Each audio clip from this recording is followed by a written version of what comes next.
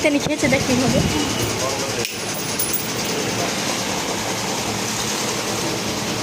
ইতানি খাওয়া দেখ না, ইতানি খাওয়া দেখ, ইতানি খাওয়া দেখ পুরো শেষ করে।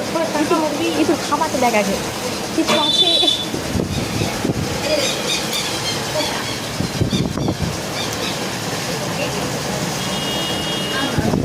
আর কিছু নাই, ছেড়ে দে, আর কিছু নাই গো, ছেড়ে দাও ছেড়ে দাও। একটুখানি আসতে